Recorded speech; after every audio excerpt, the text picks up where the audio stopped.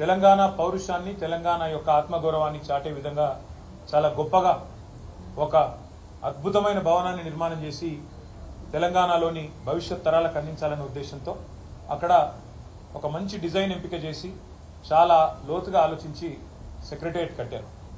కట్టిన తర్వాత ఆ సెక్రటేరియట్కి ఏ డాక్టర్ బాబాసాహెబ్ అంబేద్కర్ వల్లనైతే తను రాసిన రాజ్యాంగంలో పెట్టిన ఆర్టికల్ 3 ఏదైతే ఉందో దానివల్లనే తెలంగాణ రాష్ట్రం ఏర్పడ్డది కాబట్టి ఆ మహనీయుడికి ఘనమైన నివాళి అర్పించాలని చెప్పి సెక్రటేరియట్కి ఒక పక్కన ప్రపంచంలోనే అతిపెద్దదైన బాబాసాహెబ్ విగ్రహం పెట్టారు. అదేవిధంగా సెక్రటేరియట్కి కూడా డాక్టర్ బాబాసాహెబ్ అంబేద్కర్ గారి పేరే పెట్టారు. దాంతోపాటు కేసీఆర్ గారు అసెంబ్లీలోనే చెప్పారు, ఆ సెక్రటేరియట్లో కూర్చుని పరిపాలించే పాలకులు ఎవరైనా భవిష్యత్తులో వారికి వందలాది మంది తెలంగాణ బిడ్డలు ఎవరైతే త్యాగాలు చేశారో, తమ ప్రాణాలు అర్పించారో, అమరులయ్యారో వారి ఆశయాలు, వారి త్యాగం నిరంతరం గుర్తుండే విధంగా, వారి త్యాగ నిరతి నిరంతరం జ్వలిస్తూనే ఉండే విధంగా అమర జ్యోతిని కూడా సెక్రటేరియట్కి ఎదురుగానే అద్భుతంగా ఒక పర్యాటకులను కూడా ఆకర్షించే విధంగా, అదేవిధంగా ఆ స్ఫూర్తి పాలకులకు కూడా నిరంతరం అందే విధంగా అమర జ్యోతిని ఎదురుగా పెట్టడం జరిగింది.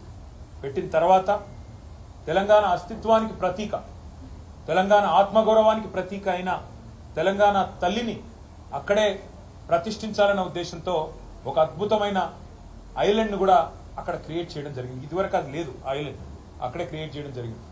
చేసి ఆనాడు దశాబ్ది ఉత్సవాల్లోనే నిర్ణయం తీసుకున్నాం అక్కడ తెలంగాణ తల్లిని ప్రతిష్ఠించాలని. కానీ ఈరోజు కాంగ్రెస్ పార్టీ ఎంత కుసంస్కార పార్టీ అంటే, ఆ ముఖ్యమంత్రి జై తెలంగాణ అన్నాడు, అంబేద్కర్ విగ్రహానికి దండేయడు, 125 ఫీట్ల ఎత్తుల్లో ఉండే అంబేద్కర్ విగ్రహాన్ని కనీసం స్వతంత్ర దినోత్సవం నాడు కానీ 14 ఏప్రిల్ నాడు ఆయన జయంతి నాడు కానీ కనీసం అక్కడ లైటింగ్ ఏర్పాటు చేయరు, కనీసం పరిశుభ్రత కూడా పాటించరు. అమరజ్యోతి ఇంతవరకు కనీసం పర్యాటకుల కోసం ఓపెన్ కాలేదు.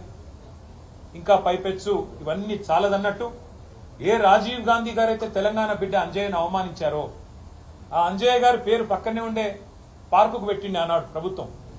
కానీ అంజయ్య గారి పేరు పోయింది, అది లుంబిని పార్క్ అయింది. ఇప్పుడు ఏ అంజయ్య గారిని అయితే అవమానించిన వ్యక్తి ఉన్నారో ఆయన విగ్రహాన్ని తెచ్చి మా నెత్తిన రుద్దడం అంటే ఇది ఎంతవరకు న్యాయం అని చెప్పి వాళ్ళు నేను మా పార్టీ తరఫున అడుగుతా ఉన్నాను.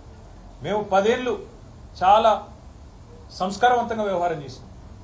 రాజీవ్ ఆరోగ్యశ్రీ అనే పథకం ఉంటే దాని పేరు మార్చలేదు, అట్లే కొనసాగించాం. మా పేరు పెట్టుకోవచ్చు, ఇంకో పేరు పెట్టవచ్చు, కానీ మార్చలేదు. రాజీవ్ రహదారి అని స్టేట్ హైవే ఉంటే దాని పేరు కూడా మార్చలేదు. రాజీవ్ గాంధీ యూనివర్సిటీ అని IIIT బాసరకు పేరుంటే నాలెడ్జ్ యూనివర్సిటీ అని దాన్ని కూడా మార్చలేదు, కొనసాగించినాం.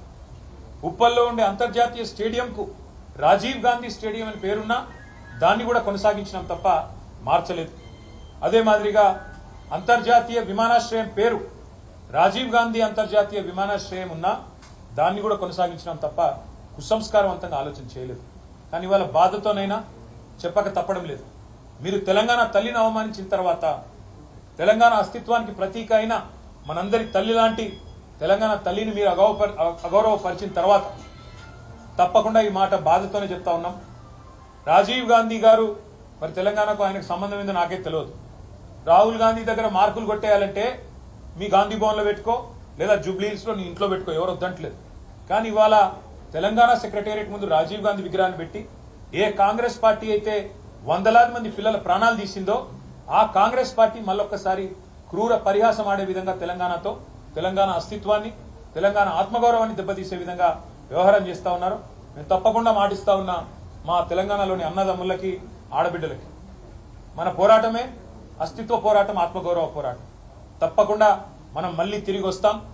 అది కాంగ్రెస్ వాళ్ళకు తెలుసు, మీకు తెలుసు, మాకు తెలుసు. 4 ఏళ్లలో మళ్ళీ కేసీఆర్ గారి నాయకత్వంలో తిరిగి తెలంగాణలో ప్రభుత్వం కూడా మనదే ఏర్పడుతుంది.